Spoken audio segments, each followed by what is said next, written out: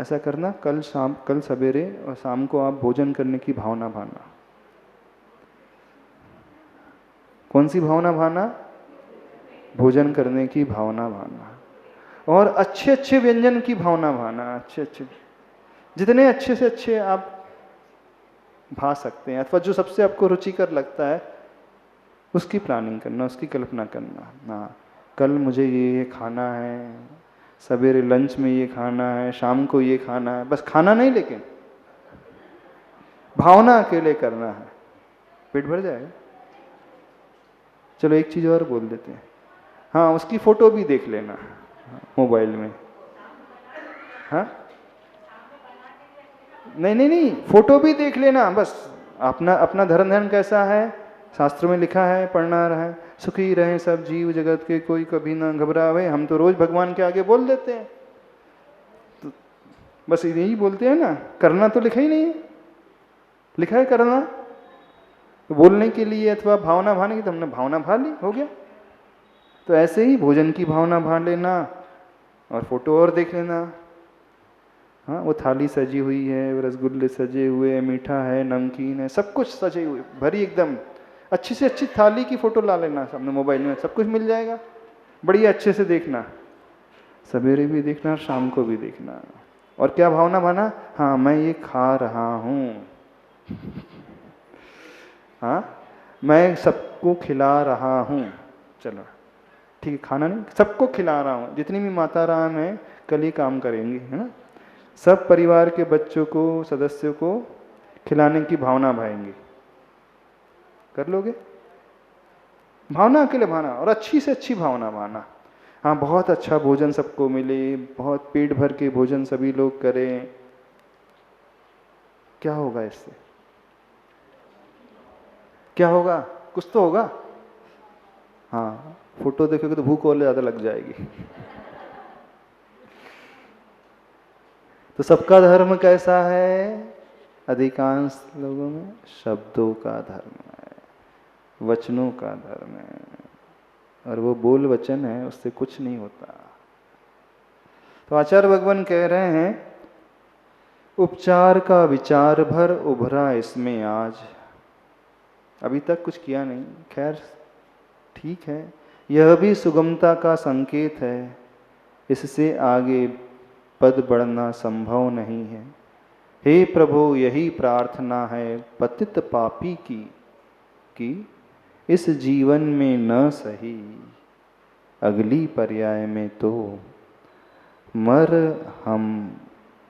मरहम बने। यदि क्षमता नहीं है तब ये भावना भाने की बात कही गई है। यदि आपके सामर्थ्य नहीं है किसी की मदद करने की, आपके पास शक्ति नहीं है किसी को देने की, तब कहा गया उस जीव से अनुमोदना करके पुण्य कमाओ। आहार दान देने की शक्ति है तो उसके लिए नहीं कहा है कि अनुमोदना से पुण्य कमाओ। अनुमोदना का पुण्य किसे लगता है? पशु को लगता है। वो शूकर की पर्याय में, नेवले की पर्याय में, बंदर की पर्याय में और सर्प की पर्याय में 4 जीव बैठे थे ना। आदिनाथ भगवान आदि पुराण पढ़ा होगा।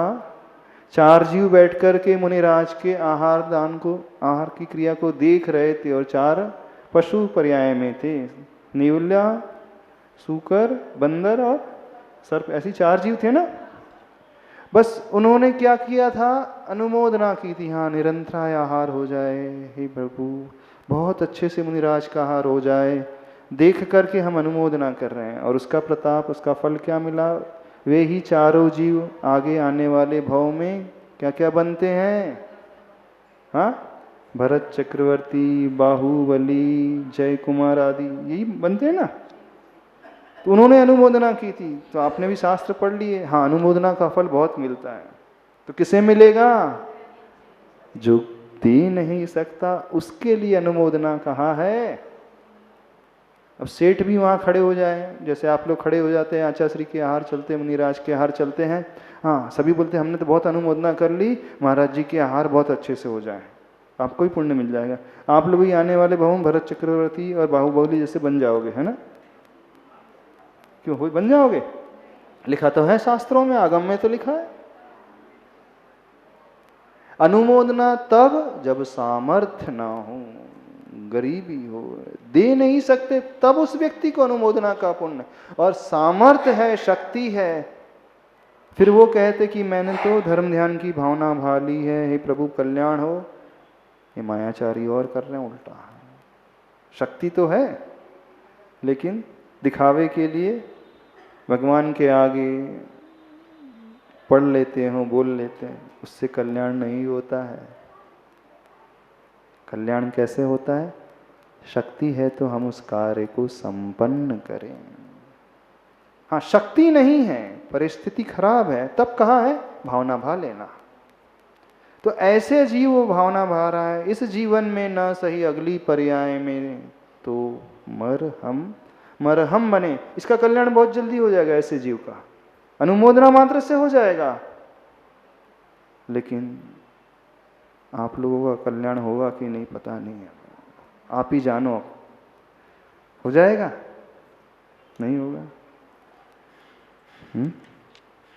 आगे बढ़े, थोड़ा सा आज विषय आगे बढ़ा लेते हैं, कल ज़्यादा विषय नहीं हुआ था। वैसे विषय बहुत सरल है, समझ में आ रहा है सबको? क्या समझ में आया? क्या समझ में आया विषय? हम भी मर करके मरहम बन जाएं तो हम भी किसी की काम में आ सकें, बस इतना सुन लिया और समझ लिया, बस हो गया। करेंगे कितने लोग? बात इसकी हम कर रहे हैं। अब जिसे समझ में आया तो वो तो करेगा। हाँ नहीं महाराज जी, समझ में बहुत कुछ आ गया, सब कुछ समझ में आ गया, लेकिन करना धरना कुछ नहीं है हमें तो। हम तो सिर्फ समझने के लिए आते हैं यहाँ पे। मुकमाटी महाकाव्य समझने के लिए आते हो ना आप लोग? हाँ, नहीं सुना है? आचार्य भगवान की कृति है, बहुत महान कृति है, बहुत प्रचलित कृति है, बहुत कुछ सुना है इसके बारे में, तो सोचा महाराज जी पढ़ा रहे हैं तो अपन भी समझ लो, सुन लो, इसलिए आते हो ना? किस लिए आते हो? अच्छा बताओ, किस लिए सुन रहे हो? बताओ। समझने के लिए, जीवन में उतारने के लिए, धारण करने के लिए, चरितार्थ करने के लिए, तब वह सही समझ मानी जाएगी, मात्र सुनना नहीं।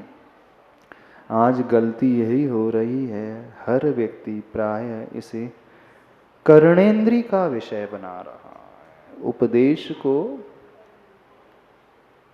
अपने कानों का विषय बना रहा है, जो पढ़ लेता है वो अपनी आंखों का विषय बना रहा है, और जो थोड़ा और बढ़ जाता है वो अपनी बुद्धि का विषय बना लेता है, मति का विषय बना ले। बस इससे ज़्यादा कुछ बनाते हैं? नहीं, सबके दिमाग में तो फीड हो रहा है, लेकिन हृदय में फीड नहीं हो रहा है। जहाँ फीडिंग होना चाहिए था वहाँ फीड नहीं हो रहा है, जहाँ भरना चाहिए था वहाँ भर नहीं रहा है। तो यह धर्म नहीं है, यह कहा जा रहा है। धर्म कहाँ से शुरू होता है?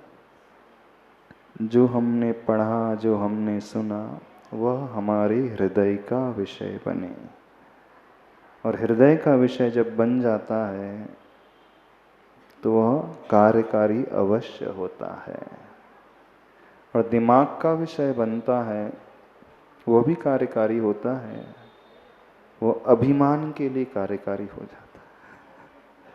हाँ, हमें भी पूरी आ गई समझ में, हमने भी बहुत कुछ पढ़ लिया, कार्य तो उसका भी निकलता है, फल तो उसका भी मिल रहा है। नहीं मिल रहा? क्या फल मिला? हाँ, मान और आ गया कि हमने भी पूरी कृति पढ़ ली। बाकी लोगों ने तो पढ़ी नहीं होगी, हमने तो पढ़ी ली कम से कम, और हमें समझ में भी आ गया, हमारे ज्ञान का भी विषय बन गया।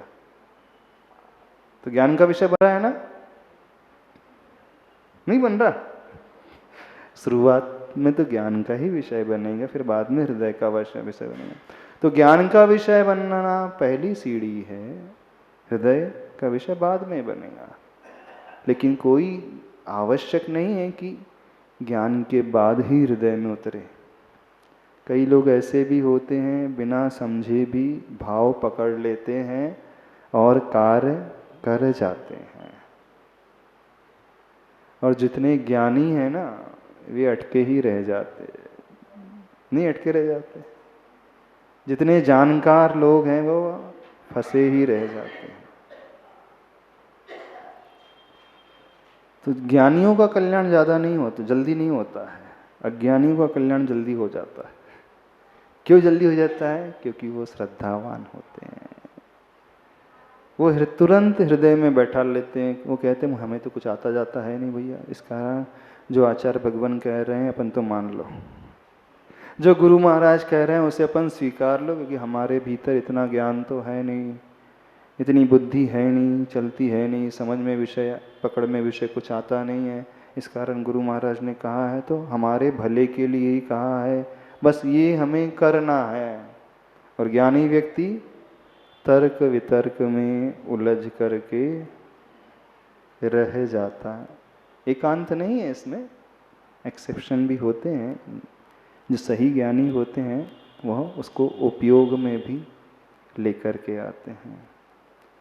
तो थोड़ा सा अपनी बुद्धि से हृदय तक लेकर के आना। आओगे? कितनी दूरी है? दिमाग से हृदय की दूरी कितनी होती है? कितनी दूरी है? आपका दिमाग कहाँ है? यहाँ। और हृदय कहाँ है? दूरी कितनी है? कितने फीट? एक बिल्लस। कितने फीट, कितने इंच? हाँ, 8-10 इंच। हाँ, तो इतनी दूरी उतरने में कितना टाइम लगेगा? इतनी दूरी तय करने में कितना वक्त लगेगा? नहीं, कितना समय लगेगा? 1 सेकेंड तो उतर जाएगा? नहीं उतरेगा। क्यों? क्यों नहीं उतरेगा? महाराज उतरना होता तो अभी तक तो आ गया होता, क्योंकि हम सब समझते हैं। हाँ हाँ, माइक से बोल सुना। हाँ, सर्वार सिद्धि और सिद्धशिला की दूरी एक बाल मात्र की है, लेकिन वहाँ तक पहुँच पाता। तो उसके लिए तो पर्याय बदलना पड़ता है, इसमें थोड़ी बदलना है।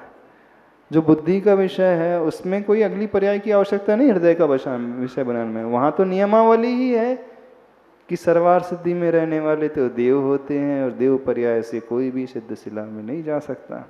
लेकिन मनुष्य के साथ तो ऐसा थोड़ी।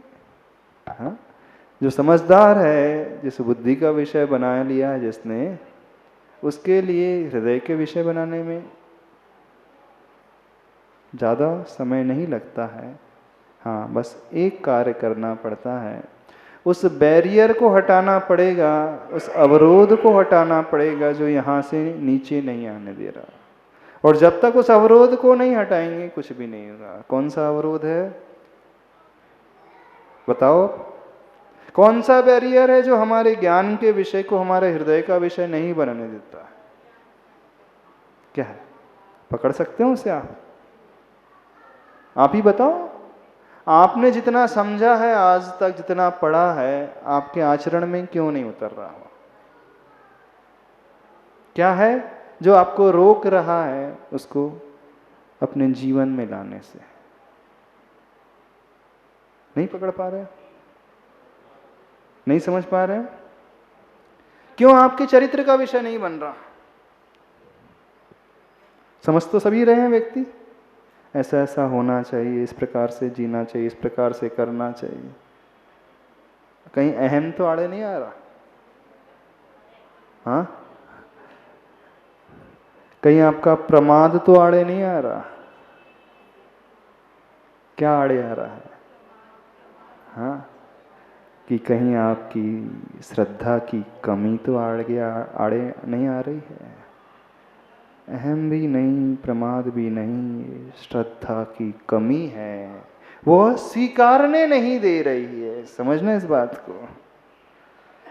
जो विश्वास, जो श्रद्धा भीतर से होना चाहिए, श्रद्धा की कमी के कारण ही व्यक्ति उसे जीवन में नहीं उतारता। हाँ, लिखा रहता है, बहुत सारे लोग लिख जाते हैं, गुरु महाराज बोलते रहते हैं, अब सब बात थोड़ी मानी जाती है।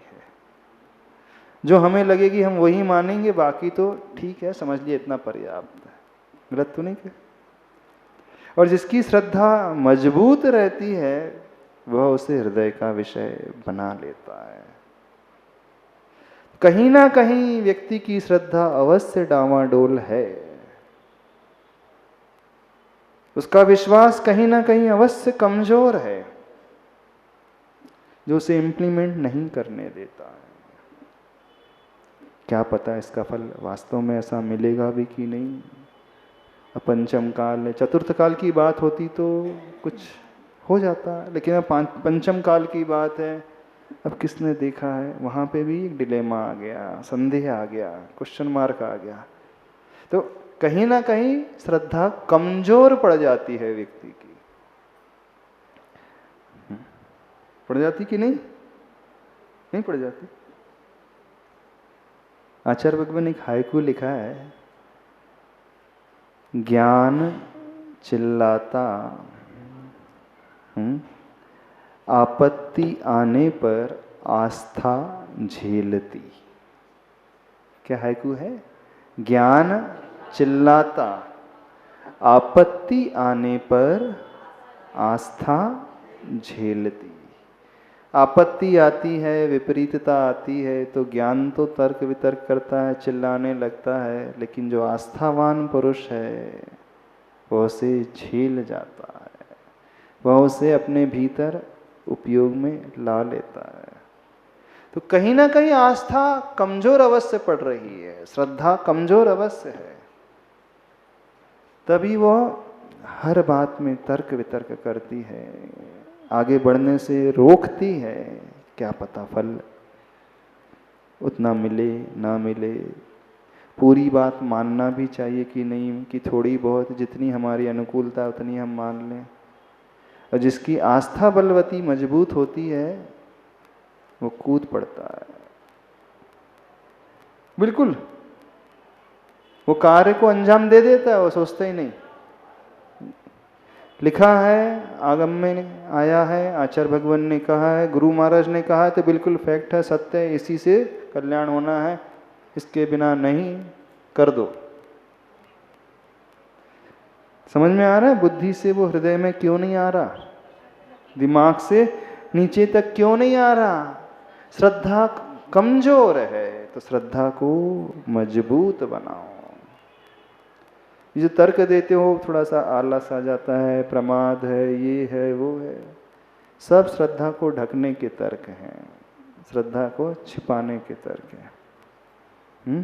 तो हो जाएगा, इतना ही रखें, समय आपका हो गया। ध्यान कर लें। हाँ चलो, कौन सा धर्म ध्यान कराते हैं? एक अच्छा सा ध्यान कराते हैं जो हमारे हृदय को अथवा हृदय तक विषय को लेकर के आए।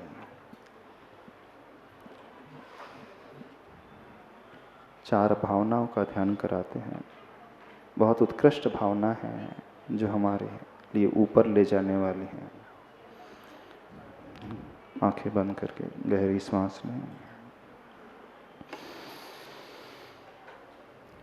कौन सी भावना है जानते हो?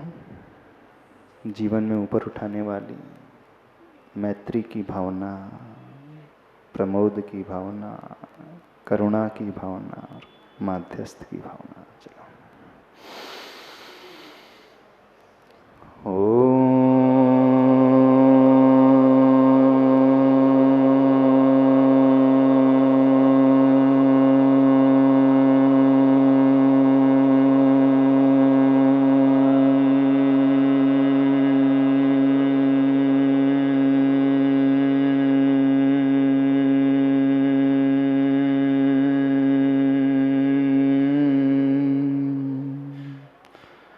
सभी लोग अपने हृदय की ओर ध्यान दें।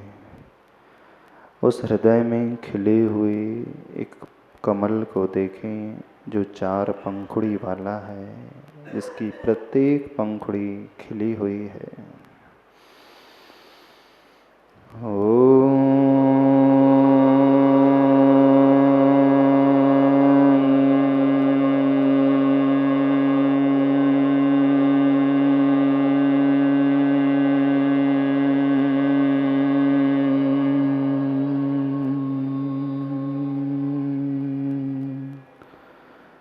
प्रथम पंखुड़ी पे लिखे हुए उस भावना को देखें जिसके ऊपर मैत्री भावना लिखे है। दूसरी पंखुड़ी पर प्रमोद भावना, तीसरी खिली हुई पंखुड़ी पर कारुण्य भावना और चौथी पंखुड़ी पर माध्यस्थ भावना।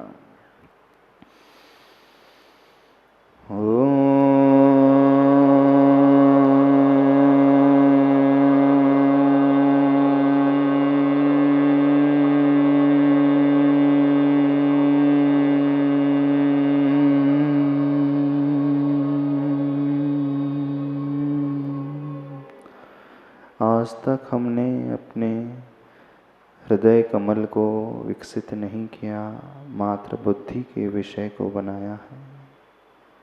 आज अपने हृदय को विशाल बनाता हूँ।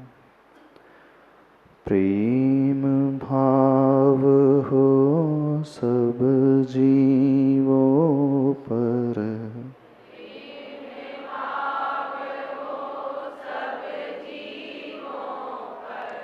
अपने हृदय की ओर देखें, उस कमल की ओर देखें, खिली हुई पंखुड़ी की ओर देखें। प्रेम भाव हो सब जीवों पर,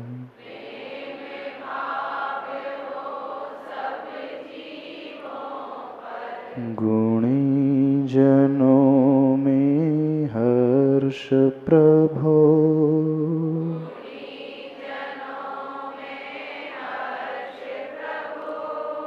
अपने से अधिक गुणी को देखकर मैं प्रसन्नता से भरता हूँ। गुणी जनों में हर्ष प्रभो,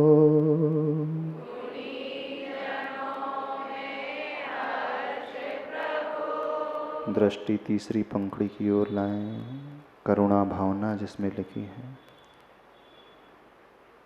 बहुत ध्यानपूर्वक अपने हृदय कमल को देखें। करुणा स्रोत बहे दुखियों पर,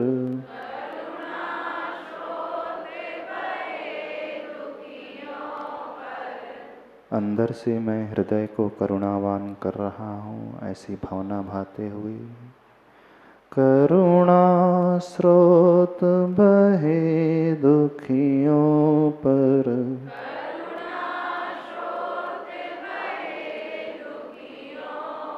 दृष्टि चौथी पंखुड़ी की ओर, जो हमारे शत्रु हैं, दुर्जन हैं, उनसे पूर्ण मध्यस्थ भाव धारण करता हूँ। दुर्जन में मध्यस्थ विभो,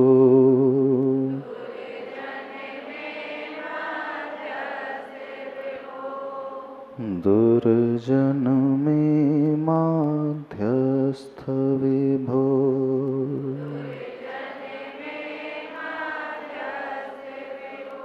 सभी लोग अपने हृदय कमल को देखें, गहरी सांस लें।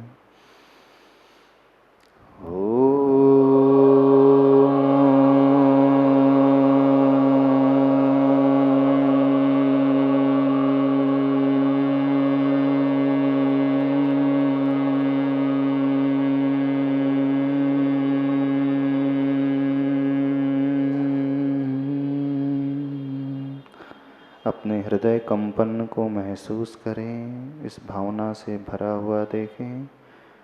प्रेम भाव हो सब जीवों पर,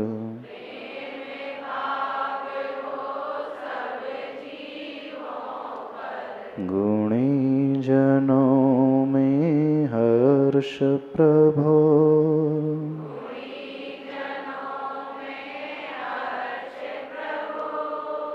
करुणा स्रोत बहे दुखियों पर,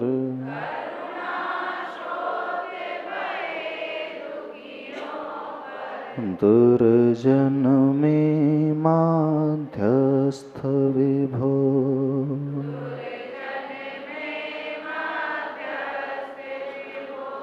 दुर्जन में माध्यस्थ विभो।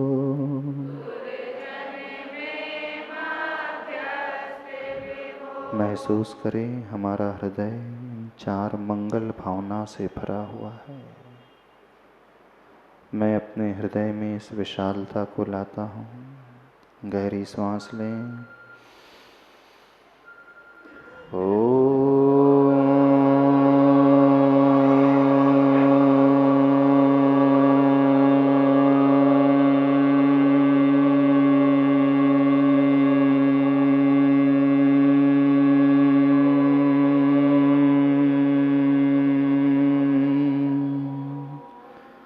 दोनों हाथ जोड़ें, मंगल भावना से अपने आप को भरें।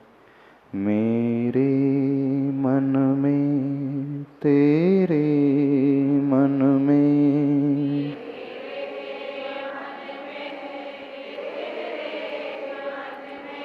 सबके मन में हो। वैरे न होवे, पाप न होवे,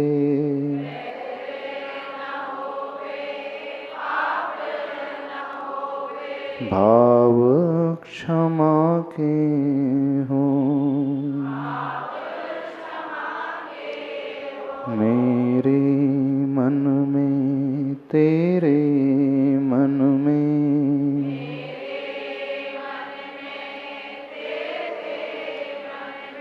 सबके मन में हो। मेरा मंगल तेरा मंगल,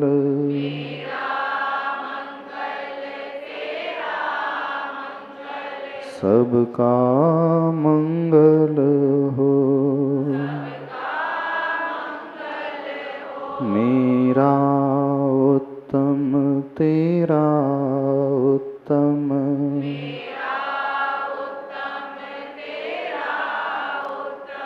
सबका उत्तम हो। प्रभु के चरणा, गुरु के चरणा,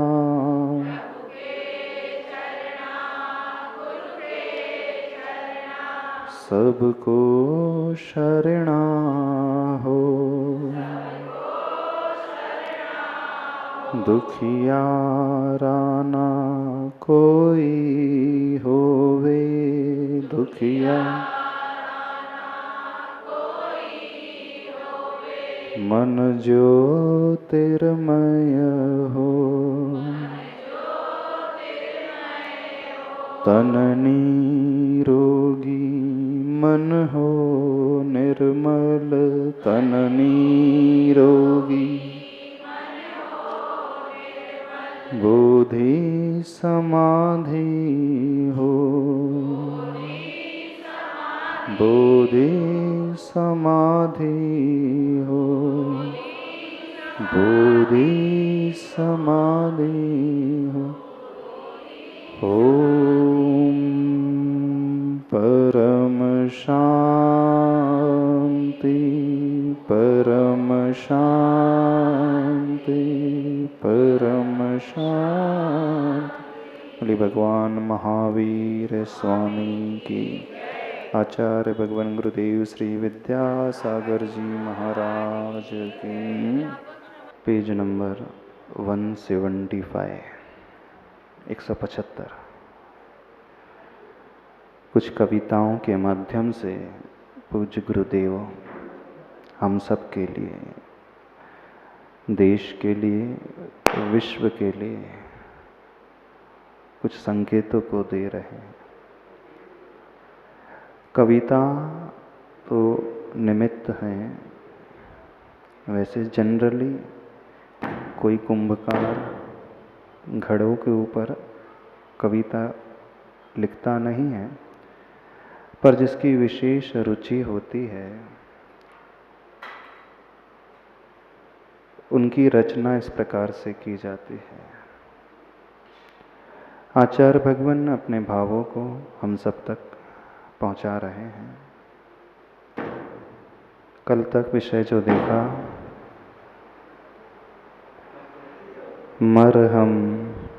मरहम बने, अर्थात मर कर भी, खप कर के भी, कैसी भी परिस्थिति हो, हम किसी के लिए जीवनदायिनी औषधि अवश्य बन सके। मरहम का यही अर्थ नहीं निकालना कि मरने के पश्चात हम किसी काम में आए। साहित्य में ऐसा कहा जाता है, व्यक्ति किसी भी तरह लग तो जाए अच्छे कार्यों में। जैसे उदाहरण के स्वरूप कहा जाता है, दिन रात एक कर दो। न कभी दिन रात हो सकता है, न ही रात्रि कभी दिन में परिवर्तित हो सकती है। फिर भी कहा जाता है दिन रात वह व्यक्ति एक किए हुए है, यानी जी जान लगा करके वह कार्य कर रहा है। पूज्य आचार्य भगवान अमृतचंद्र देव ने समयसार कलसा लिखा है।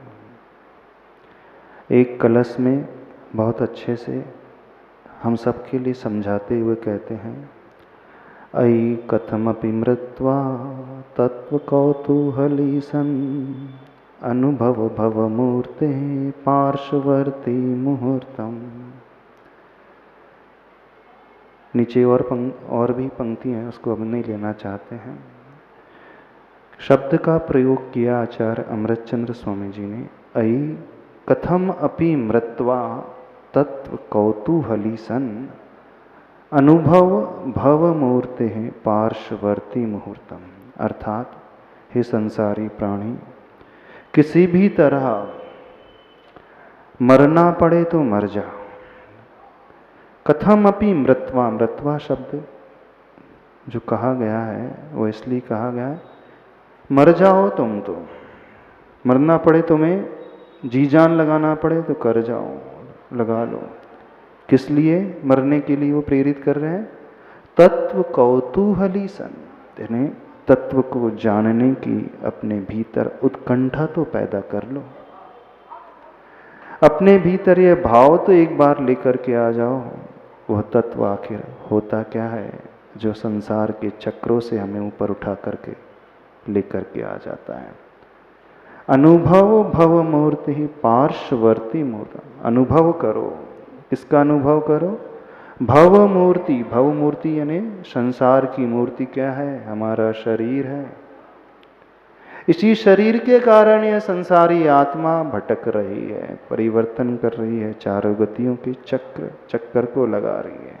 तो आचार्य अमृतचंद्र स्वामी कहते हैं, अनुभव भव मूर्ति पार्श्ववर्ती मुहूर्त, मैंने एक मुहूर्त के लिए ही सही, कुछ क्षण के लिए सही, इस शरीर को अपने से अलग देख लो, इस आत्मा को शरीर से पृथक कर ले, एक मुहूर्त के लिए से।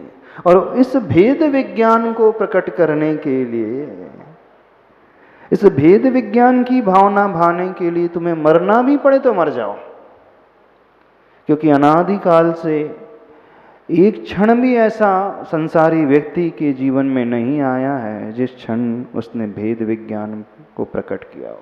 यदि भेद विज्ञान प्रकट हो गया होता तो संसार में भटकना नहीं पड़ता। भेद विज्ञान यदि जिसे प्राप्त हो जाता है वह सम्यक दृष्टि हो जाता है जी, और सम्यक दर्शन प्राप्त होते ही यह संसार चुल्लू भर मात्र रह जाता है, अर्थात अर्ध पुद्गल परावर्तन काल उसका संसार में रह जाता है। तो मरने के लिए कहा जा रहा है, प्रेरित किया जा रहा है, किस लिए?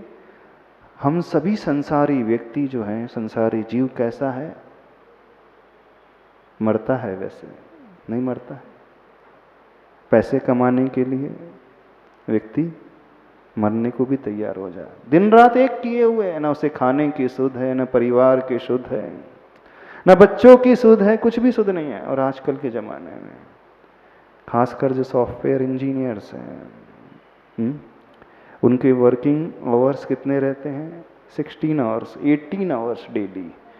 मॉर्निंग में 6 बजे 7 बजे शुरू हो जाते हैं तो रात के 2 बजे तक लगे रहते हैं, रात के 12 बजे तक। यदि 8 बजे शुरू होते हैं तो रात के 2 बजे तक लगे ही रहते हैं, क्योंकि वर्कलोड ही इतना होता है, टारगेट ही इतना अधिक होता है कि वो 16 घंटे काम ना करें, 18 घंटे काम ना करें तो अचीव ही नहीं कर पाएंगे। उन्हें मालूम है कि हम एक्सेस कर रहे हैं, बॉडी जितना परमिट नहीं कर रही है उससे भी बढ़कर के हम कार्य कर रहे हैं, और उसके साइड इफ़ेक्ट्स भी होते हैं। बैकएक हो जाता है, सर्वाइकल हो जाता है, आई साइट वीक हो जाती है, न जाने कितने प्रकार की बीमारियां उन्हें लग जाती हैं। फिर भी वे दिन रात एक किए हुए लगे हुए। क्यों लगे हुए? उस पैकेज के पीछे। पैकेज चूँकि 1 CR का है, 2 CR का है। अब जो 2 CR पे कर रही है कंपनी, वो फ्री में तो पे नहीं करेगी, उसके अनुपात में वो काम भी लेगी। पर व्यक्ति को क्या दिख रहा है? इतना बड़ा पैकेज दिख रहा है तो करने में क्या जाता है? अब जो होगा फ्यूचर में, भविष्य में हम देख लेंगे, लेकिन अभी तो जी जान लगा दो, मेहनत कर लो, कल मौका मिले अथवा ना मिले। तो संसारी व्यक्ति मरने को भी तैयार हो जाता है इस पैसे के पीछे। हो जाता है कि नहीं? नहीं हो जाते?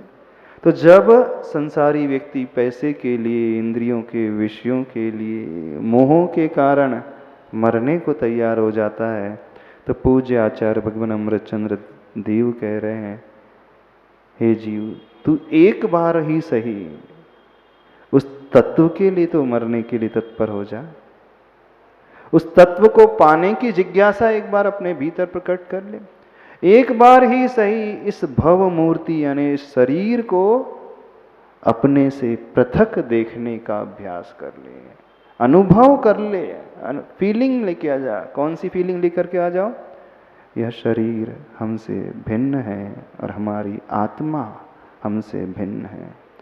हम सो शरीर नहीं है, शरीर सो आत्मा नहीं। कितने लोगों को यह विश्वास है? हाँ, विश्वास है।